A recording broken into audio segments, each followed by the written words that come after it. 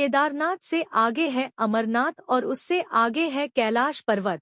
कैलाश पर्वत शिवजी का मुख्य समाधिस्थ होने का स्थान है तो केदारनाथ विश्राम भवन हिमालय का कण शिवशंकर का स्थान है। बाबा अमरनाथ को आजकल स्थानीय मुस्लिम लोगों के प्रभाव के कारण बर्फानी बाबा कहा जाता है, जो कि अनुचित है।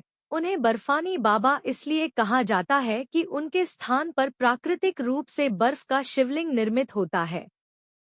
शिवलिंग का निर्मित होना समझ में आता है, लेकिन इस पवित्र गुफा में हिम शिवलिंग के साथ ही एक गणेश पीठ व एक पार्वती पीठ भी हिम से प्राकृतिक रूप में निर्मित होता है। पार्वती पीठ ही शक्तिपीठ स्थल है। यहाँ माता सती के कंठ का निपात हुआ था। पार्वती पीठ 51 शक्तिपीठों में से एक है। यहाँ माता के अंग तथा अंगभूषण की पूजा होती है। ऐसे बहुत से तीर्थ हैं जहाँ प्राचीन काल में सिर्फ साधु संत ही जाते थे और वहाँ जाकर वे तपस्या करते थे, लेकिन आजकल यात्रा सुविधाएं सुगम होने के चलते व्यक्ति कैलाश पर्वत और मानसरोवर भी जाने लगा है। ये वे स्थान हैं जो हिंदुओं के लिए सबसे महत्वपूर्ण हैं। अमरनाथ को अमरनाथ क्यों कहते हैं? अगले पन्ने पर जानिए। अमर कथा। इस पवित्र गुफा में भगवान शंकर ने भगवती पार्वती को मोक्ष का मार्ग दिखाया था। इस तत्वज्ञान को अमर कथा के नाम से जाना जाता है, इसीलिए इस स्थान का नाम अमरनाथ पड़ा। यह कथा भगवती पार्वती तथा भगवान शंकर के बीच हुआ संवाद है। यह उसी तरह है जिस तरह कृष्ण और अर्जुन के बीच संवाद हुआ था।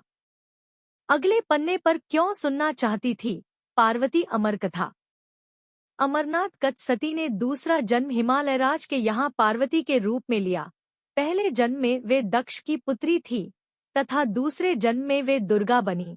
एक बार पार्वती जी से ने शंकर जी से पूछा, मुझे इस बात का बड़ा आश्चर्य है कि आपके गले में नरमुंड माला क्यों है? भगवान शंकर ने बताया, पार्वती, जितनी बार तुम्हारा जन्म हुआ है उतने ही मुंड मैंने धारण किए हैं। पार्वती बोली, मेरा शरीर नाशवान है, मृत्यु को प्राप्त होता है, परंतु आप अमर हैं। इसका कारण बताने का कष्ट करें, मैं भी अजर अमर होना चाहती हूँ। भगवान शंकर ने कहा, यह सब अमर कथा के कारण है।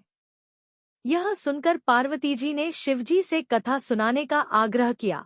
बहुत वर्षों तक भगवान शंकर ने इसे टालने का प्रयास किया, लेकिन जब पार्वती की जिज्ञासा बढ़ गई तब उन्हें लगा कि अब कथा सुना देना चाहिए। अब सवाल यह था कि अमर कथा सुनाते वक्त कोई अन्य जीव इस कथा को न सुने, इसीलिए भगवान शंकर 5 तत्वों पृथ्वी, जल, वायु, आकाश और अग्नि का परित्याग करके इन पर्वतमालाओं में पहुंच गए और अमरनाथ गुफा में भगवती पार्वती जी को अमर कथा सुनाने लगे। अमरनाथ गुफा की ओर जाते हुए वे सर्वप्रथम पहलगाम पहुंचे, जहां उन्होंने अपने नंदी, बैल का परित्याग किया। तत्पश्चात चंदनवाड़ी में उन्होंने अपनी जटा, केशों से चंद्रमा को मुक्त किया। शेषनाग नामक झील पर पहुंचकर उन्होंने अपने गले से सर्पों को भी उतार दिया। प्रिय पुत्र श्री गणेश जी को भी उन्होंने महागुनस पर्वत पर छोड़ देने का निश्चय किया। फिर पंचतरणी पहुंचकर शिवजी ने 5 तत्वों का परित्याग किया। सब कुछ छोड़कर अंत में भगवान शिव ने इस अमरनाथ गुफा में प्रवेश किया और पार्वती जी को अमर कथा सुनाने लगे। शुकदेव। जब भगवान शंकर इस अमृत ज्ञान को भगवती पार्वती को सुना रहे थे तो वहां एक शुक, हरा कटफोड़वा या हरी कंठी वाला तोता का बच्चा भी यह ज्ञान सुन रहा था। पार्वती कथा सुनने के बीच बीच में हुंकारा भरती थी। पार्वती जी को कथा सुनते सुनते नींद आ गई और उनकी जगह पर वहां बैठे एक शुक ने हुंकारी भरना प्रारंभ कर दिया।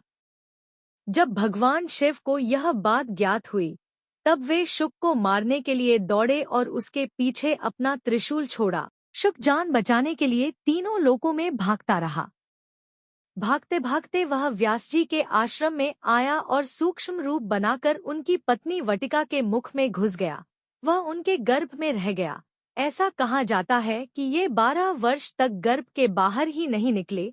जब भगवान श्री कृष्ण ने स्वयं आकर इन्हें आश्वासन दिया कि बाहर निकलने पर तुम्हारे ऊपर माया का प्रभाव नहीं पड़ेगा, तभी ये गर्भ से बाहर निकले और पवित्र युगल कबूतर श्री अमरनाथ की यात्रा के साथ ही कबूतरों की कथा भी जुड़ी हुई है। इस कथा के अनुसार एक समय महादेव संध्या के समय नृत्य कर रहे थे कि भगवान शिव के गण आपस में ईर्ष्या के कारण कुरुकुरु शब्द करने लगे। महादेव ने उनको श्राप दे दिया कि तुम दीर्घकाल तक यह शब्द कुरुकुरु करते रहो। तदुपरांत वे रुद्ररूपी गण उसी समय कबूतर हो गए और वहीं उनका स्थायी निवास हो गया। माना जाता है कि यात्रा के दौरान पावन अमरनाथ गुफा में इन्हीं दोनों कबूतरों के भी दर्शन होते हैं। यह आश्चर्य ही है कि जहां ऑक्सीजन की मात्रा नहीं के बराबर है और जहां दूर दूर तक खाने पीने का कोई साधन नहीं है, वहां ये कबूतर किस तरह रहते होंगे। यहाँ कबूतरों के दर्शन करना शिव और पार्वती के दर्शन करना माना जाता है। गुफा में हिमलिंग स्थापित होने की कथा। पार्वती जी भगवान सदाशिव से कहती है, प्रभो, मैं अमरेश महादेव की कथा सुनना चाहती हूँ। मैं यह भी जानना चाहती हूँ कि महादेव गुफा में स्थित होकर अमरेश क्यों और कैसे कहलाएं। सदाशिव भोलेनाथ बोले, देवी, आदिकाल में ब्रह्मा, प्रकृति, स्थावर, पर्वतादि, जंगल, मनुष्य, संसार की उत्पत्ति हुई। इस क्रमानुसार देवता, ऋषि, पितर, गंधर्व, राक्षस, सर्प, यक्ष, भूतगण, कूष्मांड, भैरव, गीदड़, दानव आदि की उत्पत्ति हुई। इस तरह नए प्रकार के भूतों की सृष्टि हुई, परंतु इंद्रादि देवता सहित सभी मृत्यु के वश में थे। इसके बाद भगवान भोलेनाथ ने कहा कि मृत्यु से भयभीत देवता उनके पास आए। सभी देवताओं ने उनकी स्तुति की और कहा कि हमें मृत्यु बाधा करती है, आप कोई ऐसा उपाय बतलाएं जिससे मृत्यु हमें बाधा न करे। मैं आप लोगों की मृत्यु के भय से रक्षा करूंगा। कहते हुए सदाशिव ने अपने सिर पर से चंद्रमा की कला को उतारकर निचोड़ा और देवगणों से बोले, यह आप लोगों के मृत्युरोग की औषधि है। उस चंद्रकला के निचोड़े से पवित्र अमृत की धारा बह निकली और वही धारा बाद में अमरावती नदी के नाम से विख्यात हुई। चंद्रकला को निचोड़ते समय भगवान सदाशिव के शरीर पर जो अमृत बिंदु गिरे वे सूख गए और पृथ्वी पर गिर पड़े। पावन गुफा में जो भस्म है वे इसी अमृत बिंदु के कण हैं जो पृथ्वी पर गिरे थे। सदाशिव भगवान देवताओं पर प्रेम न्योछावर करते समय स्वयं द्रवीभूत हो गए। देवगण सदाशिव को जलस्वरूप देखकर उनकी स्तुति में लीन हो गए और बारंबार नमस्कार करने लगे। भोलेनाथ ने देवताओं से कहा, हे देवताओं, तुमने मेरा बर्फ का लिंग शरीर इस गुफा में देखा है, इस कारण मेरी कृपा से आप लोगों को मृत्यु का भय नहीं रहेगा। अब तुम यहीं पर अमर होकर शिव रूप को प्राप्त हो जाओ। आज से मेरा यह अनादि लिंग शरीर तीनों लोकों में अमरेश के नाम से विख्यात होगा। देवताओं को ऐसा वर देकर सदाशिव उस दिन से लीन होकर गुफा में रहने लगे। भगवान सदाशिव ने अमृत रूप सोमकला को धारण कर देवताओं की मृत्यु का नाश किया। तभी से उनका नाम अमरेश्वर प्रसिद्ध